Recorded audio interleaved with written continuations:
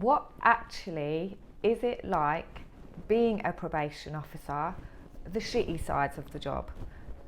I'm going to do a video today because I feel like I like to give a nice balance of the role, because when I was looking at what jobs I wanted to do, I was already working in probation, so I was already an admin and receptionist, so I saw for myself what the job was like. I heard from people what the job was like, and sometimes it can be hard to get a full view when you're not even working there. So hopefully this gives you a bit of balance so you can actually know what you're letting yourself in for if you want to be a probation officer. Let me know at the end if you still want to be a probation officer. When I was wanting to do it, even though people told me about the crappy sides of the job, I still wanted to do it. So if you stay to the end, I'm going to show you how you can actually deal with it or manage it and make a decision about what you want to do. So first thing is high caseloads. So if you are working for the probation service, it's a government organisation, and if you've never worked for government before, or whether or not you've got an interest in politics, a lot of the aim of government is where can we cut money, because it is public money. It's yours and my money being spent on paying probation officers, paying for the prisons, managing the offenders. So they are always looking for ways to cut money. A lot of the time they do that with cutting resources, so cutting community services, things like mentors or organisations that can work alongside probation to actually help offenders change. Despite all the research that says we need them things, the government still cut them. The government also cut staff. So a lot of the time you'll find when you work in probation, there is a lot of staff off sick. So when staff are off sick, they rarely bring in agency staff. Sometimes they do, they might bring one agency staff, but that still is not enough to take up all the caseload from the people that are missing. Also, when someone leaves, they don't always replace that person. So say if you're a full-time member of staff and you leave, they may not replace that member of staff for a couple of months, or they may replace it with a agency probation officer who's maybe part-time, or maybe 4 probation officers left at once and they replace it with 1. So that is just something to be aware of. You won't be sitting there with 4 or 5 cases, you'll be sitting there with 30, 40 cases. So these are all cases that you have responsibility for and you have to manage. So I will tell you at the end how you can actually manage that to be, effective in the job. So second thing is burnout as a result of that. So burnout happens when, we find that people who go into probation officer roles are, like me, very empathetic, like natural empaths, maybe quite sensitive. You really want to see the best happen for people. Maybe you're perfectionist as well. But burnout happens when you are trying to help deal with everything, manage the caseload, manage your career, manage your life, and do everything, and it's just getting exhausting and you're just feeling like a hamster not getting anything done. So I will tell you again at the end how you can manage burnout, but burnout does happen a lot and it's something that you need to be aware of when it's starting to creep in. It happens a lot, hence why a lot of probation officers are off sick, but that is one thing you need to be aware of. It's just the nature of the cases. So especially when you're working with high risk offenders, they have committed those serious crimes. It's very different from reading it in your books or reading it in research to actually having that person sitting there that you are responsible for, that you have to make big decisions over. You may have to present those decisions to police, parole board, management. So you have to be very sound in how you work with these kind of people. And the nature of the cases in terms of every day you are reading, hearing, making assessments, making judgments on people that have done pretty violent stuff. And sometimes you need to be careful to check that you're not getting desensitized to it. So if you sit in the kitchen of a probation office, you'll hear us talking about murder, rape, this, that, the other. Sometimes you've got to have a sense of humour about it to cope, but it is something to be aware of, that you can get desensitised to these kind of things. And that brings me on to my next point, is that it can make you a bit detached from the victim, because we're so engrossed in managing the offender, working with the offender, managing their risks. We do have a victim liaison officer, but it's still very much, you can get caught up in just the offender's point of view. So it is really good to keep in mind what has happened to the victim, what's happened to the victim's family, especially when you hear high profile cases like Sabina Nessa recently, Sarah Everard. It kind of makes you think, shit, we are dealing with the person that perpetrated that offence. So really, really keep that in mind as you're doing it, and how it might affect you, especially as a woman, when you see these high profile cases and then you're sitting there with this person opposite you who seems nothing like what you hear in the news. You've really got to keep that in mind. Another thing that many probation officers, reception staff, admin staff, court staff, you're just being called names consistently. Like I said before, I'll share how you can deal with this at the end, but you will be called names. Even if you have a look in my YouTube comments, you can see a couple of names that I've been called. But that is, again, the nature of the job. You are the probation officer, you are the authority, you are the one maybe stopping them from doing what they want to do. You're maybe the one that is giving them an alternative way of living their life that they don't like. You're maybe telling them stuff they don't want to hear. So of course you're going to get that backlash.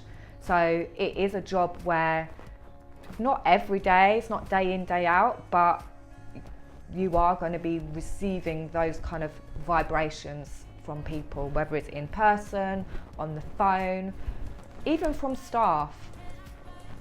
That is just how it is. There are still staff members, whether it's parole board, in court, you know, police that you're dealing with. Remember, it's a people heavy job, not only the offenders you're working with, but the people in, especially in higher positions than you.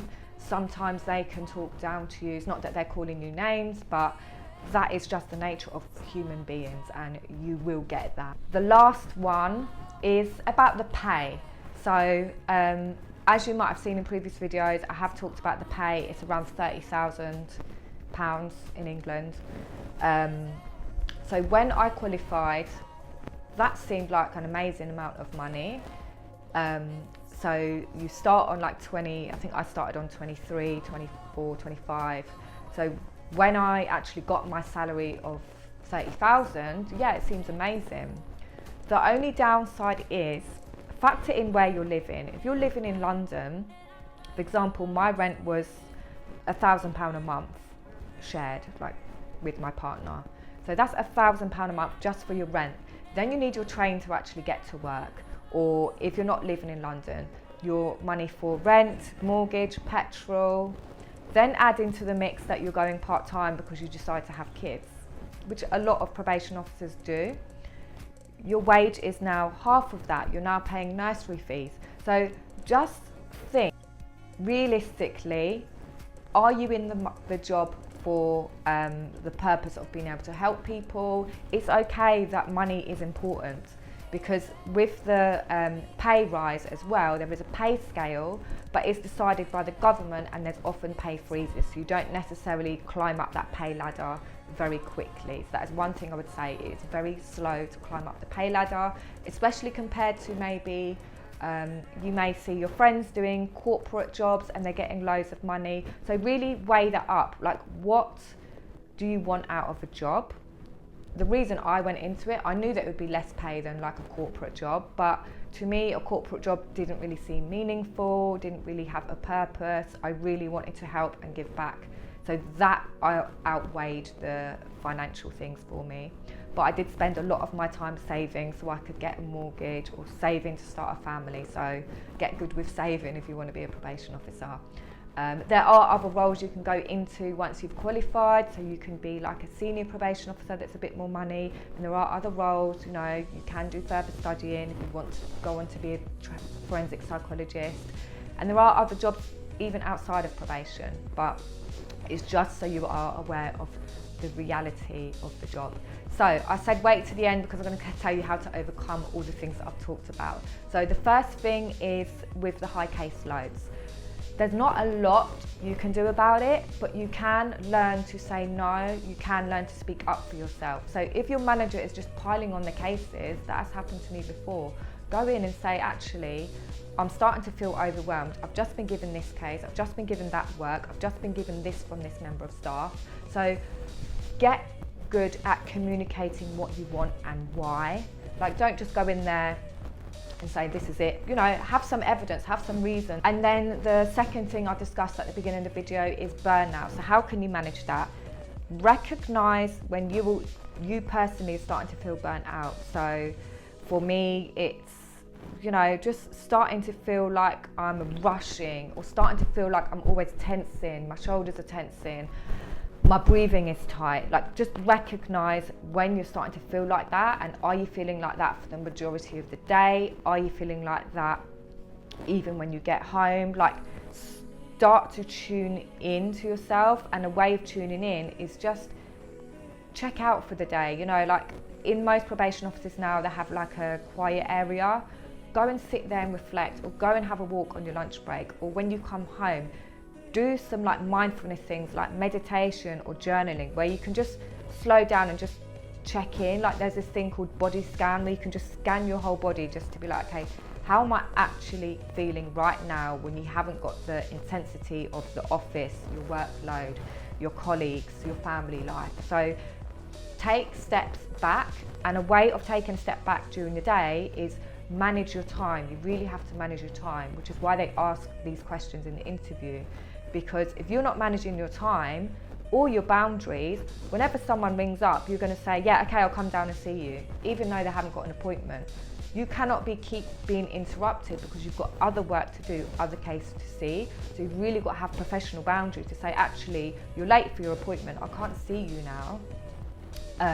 So that is why boundaries is really, really key to managing your burnout. Even things like lunch break, you know, actually no, I cannot do this thing, this is my lunch break. Even with colleagues, sometimes, you know, you have colleagues that come over and chat at your desk, then you realise a whole hour's gone and you haven't done your work because you've been chatting, which is, yeah, it's a good thing.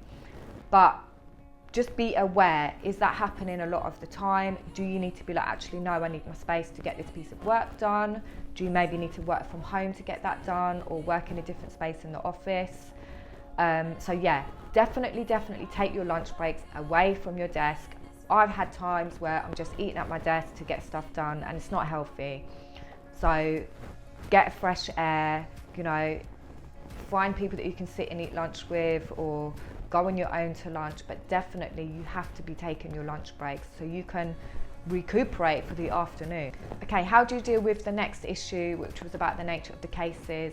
So again, like I said, use humour, you know, sometimes it is good to have a laugh with your colleagues. They know what you're going through. They've probably had similar cases as you, or the same cases. So definitely have a sense of humour about it. You can also, most probation offices have some counselling service, so use the counselling service. At the moment it's telephone counselling, but use that. And in my last video I said about the role of forensic psychologists. We have like reflective spaces, or like reflective practice. Go to those sessions. You may not think, especially once you're in the job for a while, you may not think those are important. You may think, well, I've got other important reports to do or assessments to do, but how are you going to do them well if you're not really reflecting on how the cases are impacting you? So I would say definitely go to those sessions, share, talk. You know, it's okay to experience feelings of whatever it is you're feeling, but just get those feelings out. It also helps your work, because you don't want to then be putting those feelings into your work, because you're not going to be assessing it really objectively. That kind of leads into the victim thing as well, that I was saying, how you can be very much offender focused. So again, it's, you know, liaising with the victim liaison officers that are in your office to really get an understanding of that. And it's just about being aware of how you are impacted by the victim staff, the offender staff. So it all kind of wraps into that same point I've said about like reflective practice and taking up the counsel. That is especially true if you yourself have been a victim, or a family member has been a victim, or you're going through something. It can be very triggering. So definitely that is good advice for you to take. How to deal with the next point of just being called names, you're not being appreciated. Again, a bit of humour, you know, it's really good to have supportive colleagues that you can just vent to when that's happened. And sometimes you may need to just take some space. So say if you've just had a really difficult situation, a really difficult session with someone, or a really difficult phone call, like just go and have a breather. Even if you need to get your colleague to see the next case that you've got coming in, like you need that time to just regain yourself. So yeah, use humour to kind of cope with it and just regain yourself, have that space for reflection during the day. That is something that happens because you are the face of being a probation officer, you are the authority, you are often telling them things they don't want to hear, and it does come out on you. Find fun things to do outside of work as well, you know, to be yourself and not probation officer. And then the last one, how to deal with the low pay. It's more on a long-term thing, so it's just long-term. Maybe consider savings, investments. How I got into what I do now, tutoring, is I just started tutoring in the evenings. Again, make sure that it doesn't mess up your balance of life. So yeah, I hope that helps. Also, advance in your career, you know, you may want to train as a probation officer, be a probation officer, but there's other roles you can do after that. So yeah, I hope this video was useful. Let me know in the comments if it was useful, or if you want any other videos. You can find me on Instagram, Edwards Tutoring, and on TikTok, Psychology Tutor. And if you are interested in becoming a probation officer, I do have a coaching program, I also have a tutoring program, and I will leave all the links below.